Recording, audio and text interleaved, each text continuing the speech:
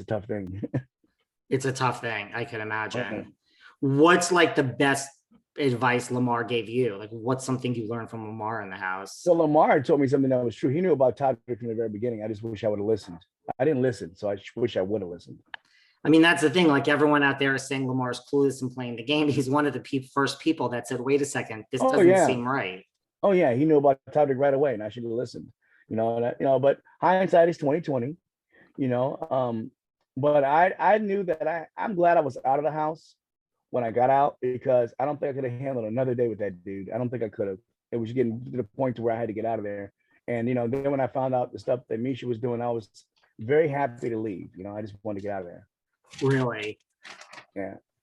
When you were bonding with Lamar, also, one of the things I thought was very touching is like, I learned so much about Lamar, just like, I didn't realize some of the struggles like that he had, like with his child.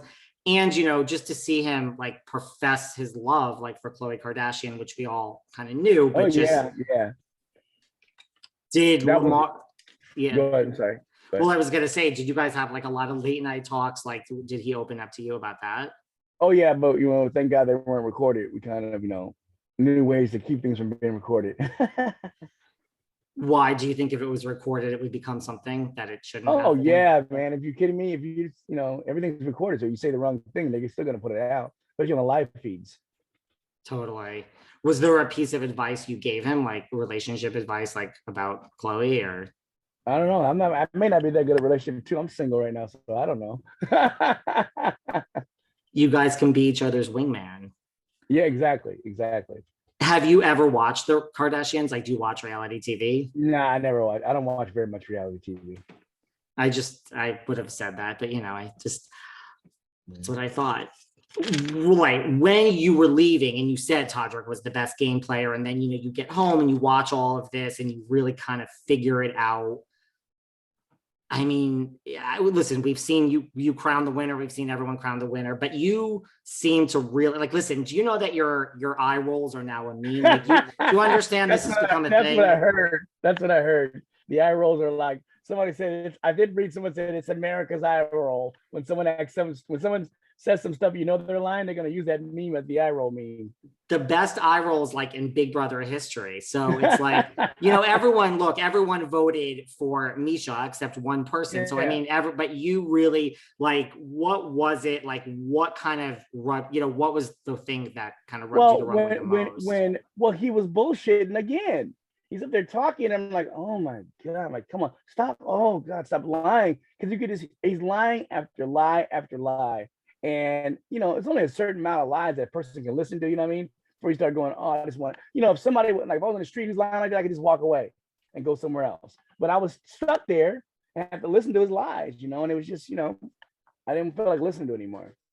What about when he's like, because this is just what struck me, like, I'm a gay man. So, but, when he's up there and he's saying like, if I win, I'm going to, I'm a gay man, I'm going to use this money for my community and Broadway, like, to me, that's almost like, I mean, who knows, but that's almost like gameplay, which to me, that rubbed me the wrong way personally. Oh yeah, it rubbed everyone the wrong way. And it's like, if I got there and I'm saying, if I win, I'm going to use it to help Black Lives Matter or help this. It's the same thing. It's, come on, man, stop that full of crap stuff. You're going to use it for yourself. So stop lying, and then you're learning that he's not as rich as he says he is. And he doesn't have things. I mean, he owes everyone all this stuff. When, finding that out, just solidified what I was thinking about him, When did it hit you, like in the house, like Lamar, like when was it clear to you, like, wait, Misha and Todrick?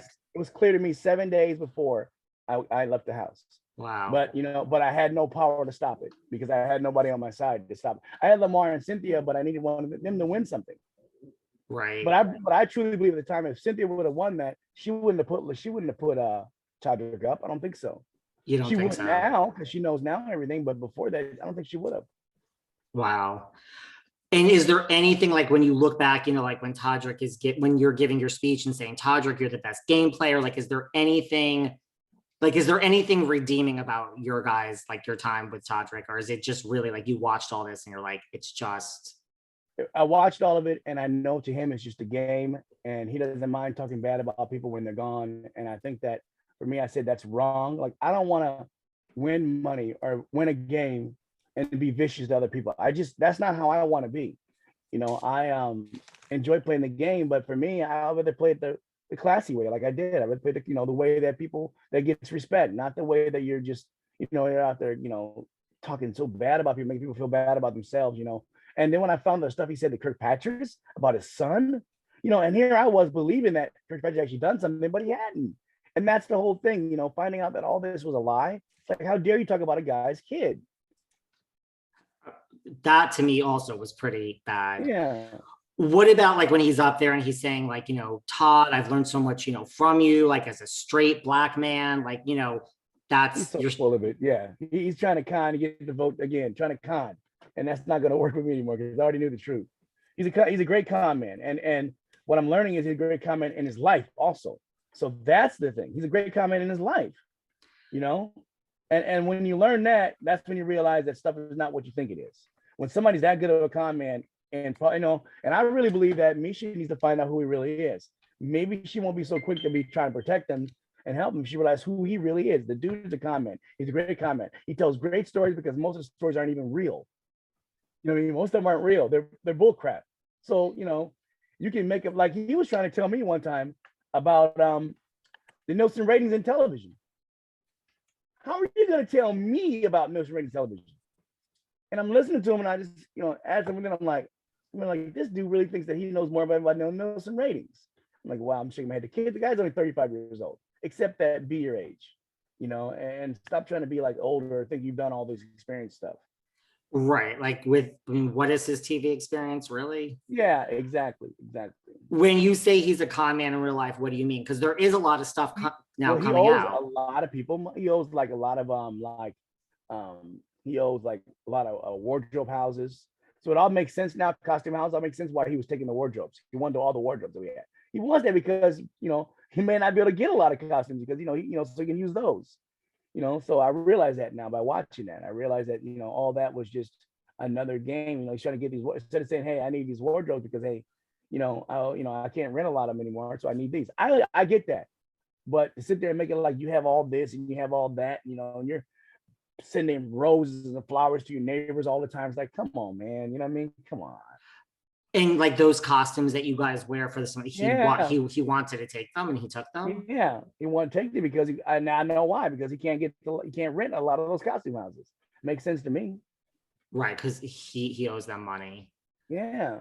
Right, and you're just saying, look, just own it, right? Like you've owned stuff in your life. We all own stuff. If he owned it, I would have been, okay with it. But the fact that he didn't own it, it's like, come on, now you're trying to be bigger than you really are, portray yourself as this giant thing and doing all these wonderful things all the time. And then, then I saw a video of him online making fun of a homeless person. Have you seen that video? I have seen that video. That's absolutely horrible. Absolutely horrible. There is nothing in that anybody can tell me that makes me feel like a person should not be, there's no one in this world that should make fun of somebody who's homeless or who has less than. That's terrible. That's the worst thing you could possibly do. Right. No, that was pretty bad. I also saw today, like, I don't know if you saw this, like his ex-assistant is now coming out and saying that he outed him, like, as being HIV positive to the guy's mother and threatened to put something on the YouTube saying that, you sleep with a ton of men unprotected and you're HIV positive and trying to spread like all this. That's what it says. Crazy, right? Yeah. Crazy that somebody would stoop that low to do some things like that. That's terrible. That's really bad. It's not fair. Yeah. It is terrible. I mean, look, I don't know. I mean, now they're talking like cancellation of Todrick. Like he might be canceled from this show.